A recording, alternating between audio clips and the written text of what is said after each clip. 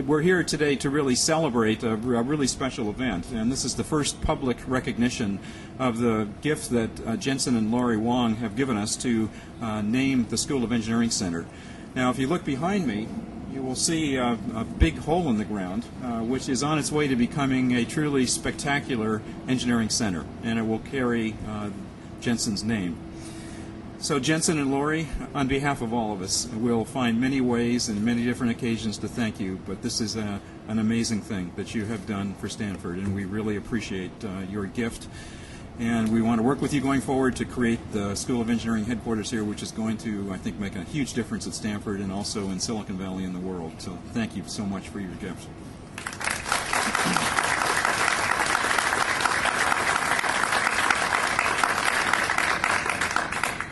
We're also delighted to be joined this afternoon by some of the Huang children. I think some of your children are here somewhere. We won't make you stand up and give a speech.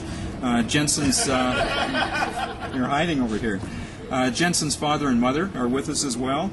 We also have quite a crowd, I think, from NVIDIA, which is a company I'll talk a bit more about in just a second, including Chris Malachowski, who was one of the founders, along with Jen-Hsun, of NVIDIA about 15 years ago. We also have some other distinguished guests. President Hennessy is with us. Former Dean of Engineering Jim Gibbons is with us. Many faculty who are here that will be future occupants of the School of Engineering Center. You know, when I look out at this site behind me, I can't help but think a bit about Fred Terman. When he was Dean of Engineering and later Provost, he had a very profound effect on the university, on Silicon Valley, and on the world, and he's often called the father of Silicon Valley.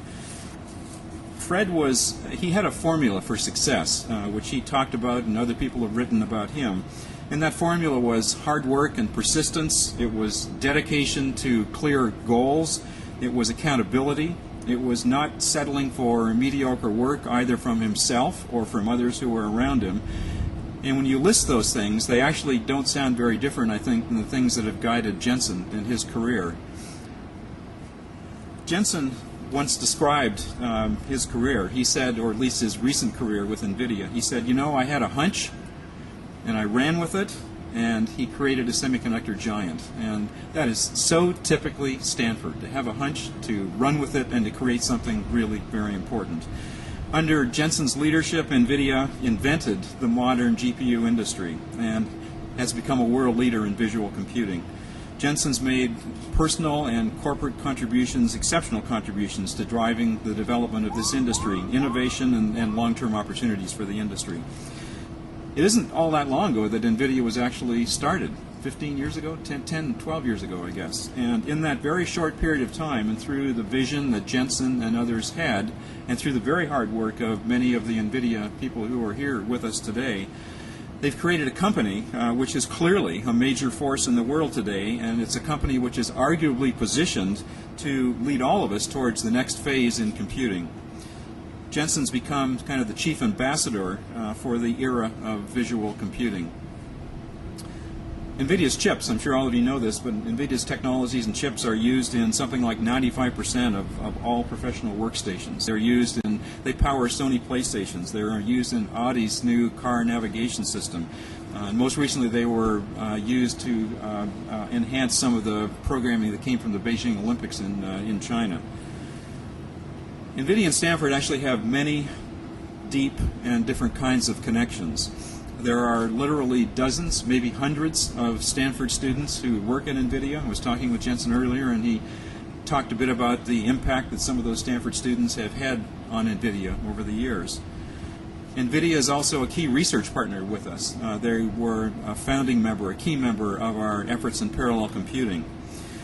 Jen-Hsun and other individuals at NVIDIA have given generously of their time to act as mentors for our students and advisors for our faculty.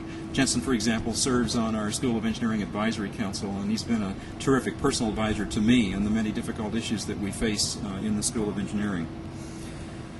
So what we're celebrating here today, I think, will take these connections that are rich and deep and take them to a whole new level. The Jen-Hsun Huang Engineering Center will be at the crossroads of an exciting new multidisciplinary community that promotes interactions among Stanford researchers from many different fields. It will house, obviously, the School of Engineering headquarters and center in this hall directly behind me here, and that center will appropriately house the school's entrepreneurship programs, which are actually campus-wide. It'll also house a digital library, which in the long term will probably have very few, if any, books in it, but will represent new ways for students and faculty to access information in this digital world we live in. The classrooms that are going to be in the new Huang Center will obviously host regular Stanford students and teach regular Stanford classes, but they will also be the headquarters for our world-class distance education and executive education programs, and these are really important interfaces of the School of Engineering to industry. In fact, Jen-Hsun himself, I think, was an honors co-op student when he was here at Stanford and took many of his classes probably through SCPD.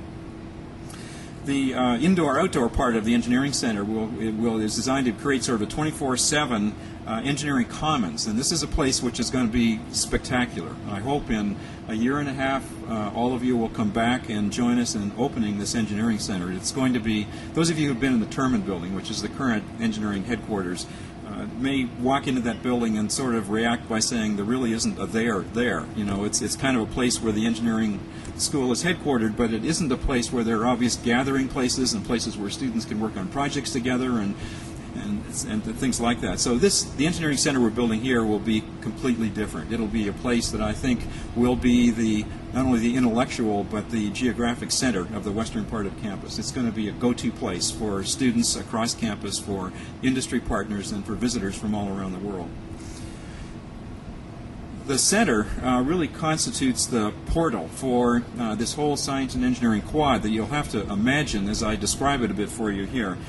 This quad, of which this is the first building that we're standing in, and the two which are under construction, and the fourth building which will go over here, is probably the most significant project on this campus since the building of the original main quad on campus. It is a quadrangle which will make a huge difference, not just to the engineering school, but to the university as a whole. I've described a bit about the Engineering Center. The next building, which is the other hole in the ground that you see over there, will be a building focused on nanoscience and nanotechnology, sort of the world of the very tiny. And this is a building which will house faculty and students and researchers from many different parts of the university who work on really tiny things, nanoscience, nanotechnology. Again, interdisciplinary.